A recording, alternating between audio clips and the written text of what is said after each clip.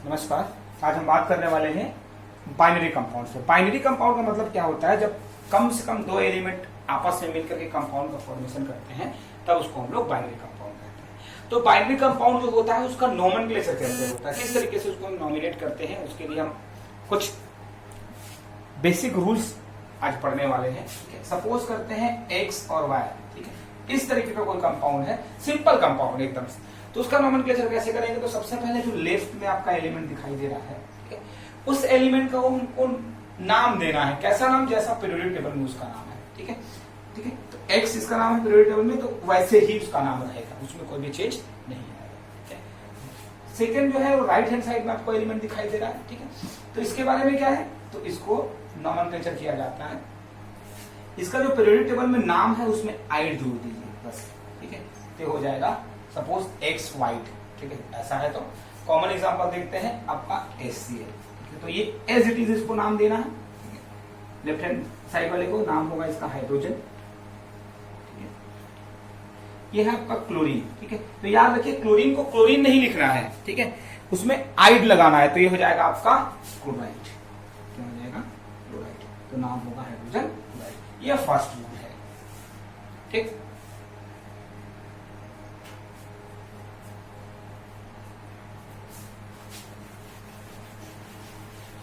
Second rule जो है आपका वो ये होगा कि अगर थोड़ा सा डिफरेंट, जैसे H2Y या फिर XY2 टाइप का कोई कंपाउंड है, तब कैसे करेंगे, ठीक है। तो याद रखिए जहां भी आपको नंबर दिखाई दे, तो केमिस्ट्री में नंबर्स होते हैं, ठीक है, उनका मतलब क्या है?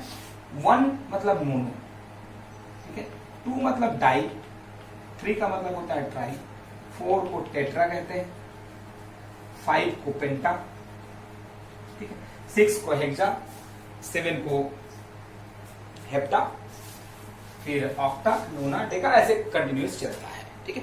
तो सिंपल नोमेनक्लेचर में अब नंबर की बारी आएगी, ठीक है। तो अगर यहां देखें तो इसका क्या है, जो लेफ्ट हैंड साइड में है उसका नाम एज इट इज रहता है, जैसा पीरियोडिक टेबल में है, ठीक है। तो अब सपोज करते हैं ये आपका जो है, तो इसमें लिखेंगे डाई, ठीक है, 2 नंबर है, 2 प्रेजेंट है, लिखेंगे डाई एक्स उसका नाम, ठीक है, और वाई के साथ, ठीक, यहाँ इस तरीके से। और यहाँ देखिए ये अकेला है, तो ये एक्स एज इट इज उसका नाम रहेगा, ठीक। वाई, अब वाई में 2 है तो डाई वाई आइट, ठीक है। अब दोनों का एग्जांपल मैं आपको समझा देता हूं क्या होगा एक्चुअल में।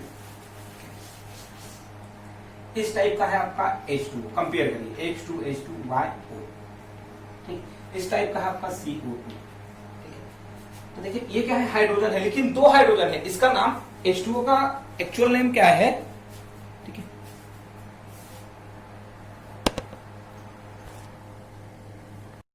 H2O का एक्चुअल नेम वाटर नहीं है, ठीक है, वाटर उसका कॉमन नेम है।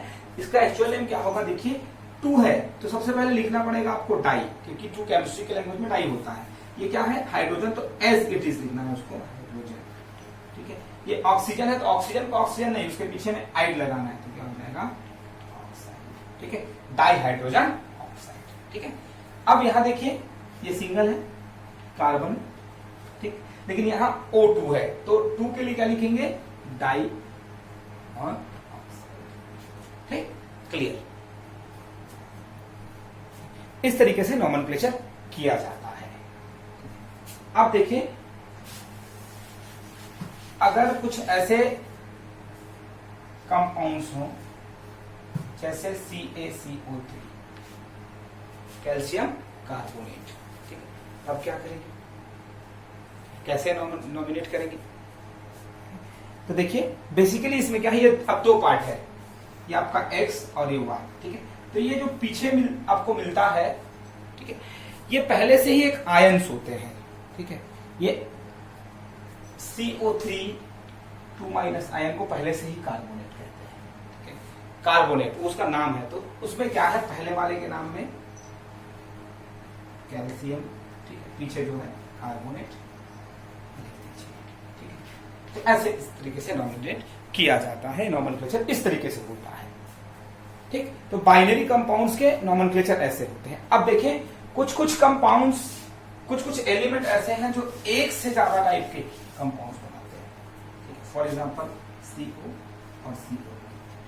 तो देखिए जो आपका प्रोसीजर है वो फॉलो होगा कंटिन्यूसली। ठीक है, ये आपका कार्बन ही है और यहां भी ये कार्बन है कि जो लेफ्ट हैंड साइड में है उसका नाम एज इट इज लिखना है जैसा पीरियोडिक टेबल में है। ठीक है, अब देखिए ये ऑक्साइड, ठीक है, ऑक्सीजन में आइड लगाएंगे क्या हो जाएगा ऑक्साइड। ठीक है, कार्बन ऑक्साइड। अब देखिए हमने कहा था कि 1 के लिए मोनो लगा सकते हैं, तो कार्बन ऑक्साइड या कार्बन मोनो ऑक्साइड दोनों से। ठीक, यहां देखिए कार्बन के साथ 2 ऑक्सीजन है तो क्या हो जाएगा डाई ऑक्साइड। तो इस तरीके से नोमेनक्लेचर किया जाता है। ठीक है, अब देखिए कुछ और है, जैसे आप नाइट्रोजन पेरोक्साइड ले लीजिए, NO, NO2, N2O, N2O3 और N2O। देखिए नाइट्रोजन सीधा सीधा उठा के ले जाइए, ऑक्सीजन में आइड लगा दीजिए तो हो जाएगा ऑक्साइड। ठीक है, नाइट्रोजन ऑक्साइड या नाइट्रोजन मोनो ऑक्साइड। ठीक है, बेसिकली मोनो 1 को नहीं लिखोगे फिर भी चलेगा, देखिए लिख दे तो ज्यादा बढ़िया। यहां से फिर से ये नाइट्रोजन अकेला है तो नाइट्रोजन O2 है, 2 है मतलब डाई, ऑक्सीजन के लिए ऑक्साइड। ठीक, यहां देखिए नाइट्रोजन ही 2 है, क्या होगा डाई नाइट्रोजन। एक अकेला ऑक्सीजन है उसमें का ये ऑक्साइड। ठीक, यहां देखिए फिर से 2 है तो लिखेंगे इसको डाई नाइट्रोजन। अब देखिए ऑक्सीजन 3 है तो लिखेंगे 3 को बोलते हैं ट्राई, ऑक्सीजन में आइड लगाइए ऑक्साइड। सेम मैनर में आपका ये है आपका डाई नाइट्रोजन N2 के लिए। O5 है, ठीक है, ऑक्सीजन 5 है, 5 के लिए बोलते हैं हम लोग पेंटा ऑक्साइड। अब बेसिकली यहां कुछ चीजें जो है वो समझने वाली है। ठीक है, हमने लिखा है मोनोऑक्साइड, डाइऑक्साइड, ट्राई, टेट्रा, पेंटा ऑक्साइड। ठीक है, तो जैसे हमने टेट्रा लिखा, ठीक है, और ऑक्साइड लिखा, अलग अलग लिखा है तो ये कोई प्रॉब्लम नहीं है, लेकिन अगर दोनों को हम मर्ज कर दें तो ये हो जाएगा आपका टेट्रा ऑक्साइड। ठीक है, ऐसा क्यों होता है कि 2 वॉवल्स को एक साथ हम कंबाइन करके नहीं लिख सकते हैं। ठीक है, फोनिक्स में डिफरेंस आता है इसलिए 2 वॉवल्स को एक साथ नहीं लिखा जाता है। वैसे ही अगर पेंटा और ऑक्साइड अलग लिख रहे हैं कोई प्रॉब्लम नहीं, लेकिन एक साथ लिखेंगे तो हो जाएगा पेंटा ऑक्साइड। ठीक, तो चीजों का ध्यान रखेंगे।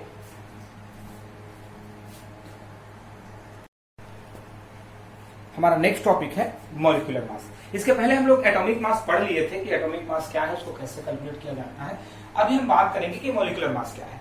मॉलिक्यूलर मास मतलब total atomic mass of any molecule is known as molecular mass. किसी भी मॉलिक्यूल के टोटल एटॉमिक मास को हम लोग मॉलिक्यूलर मास कहते हैं। मतलब जितने सारे एटम्स के मास है उन सबको एक साथ जोड़ दीजिए, जो वैल्यू आएगा वो कहलाएगा आपका मॉलिक्यूलर मास। फॉर्मूला देख लीजिए, सपोज करते हैं एक्स वाई जेड ऐसा कोई आपका कंपाउंड है, तो उसके लिए मॉलिक्यूलर मास का फॉर्मूला क्या होता है। Molecular mass is equal to, सबसे पहले याद रखिए नंबर ऑफ एक्स एटम्स। ठीक है, एक्स एटम का जितना नंबर है उसको उसके एटॉमिक मास से मल्टीप्लाई करिए। ठीक, फिर plus number of Y atoms, Y type के जितने एटम्स हैं उनको मल्टीप्लाई करिए उसके एटॉमिक मास से, plus number of Z atoms multiplied by. ठीक है, तो इनका सब का सम जो होगा वो कहलाएगा आपका मॉलिक्यूलर मास। फॉर एग्जांपल देखते हैं, एक इसको कॉमन एग्जांपल लेकर के देख लेते हैं।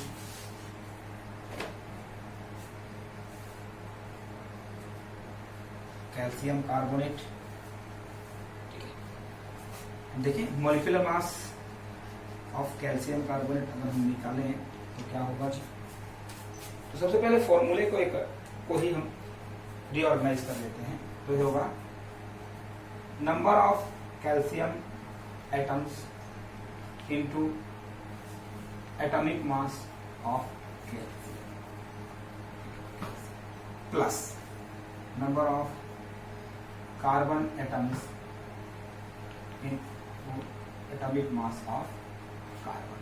ठीक है, plus number of oxygen atoms into atomic mass of oxygen. ठीक है, तो आप वैल्यूज रखते जाइए। देखिए नंबर ऑफ कैल्शियम एटम कितना है 1। एटॉमिक मास ऑफ कैल्शियम कितना होता है 40। एटॉमिक मास ना, एटॉमिक नंबर नहीं, याद रखिएगा। फिर number of carbon atoms 1 into number atomic mass of carbon 12 plus number of oxygen atoms 3 into atomic mass.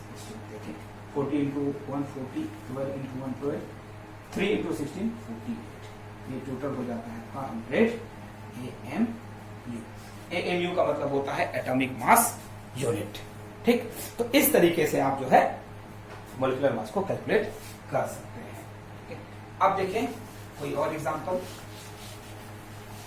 तो फॉर्मूला याद रखेंगे तो आपको आसानी होगी।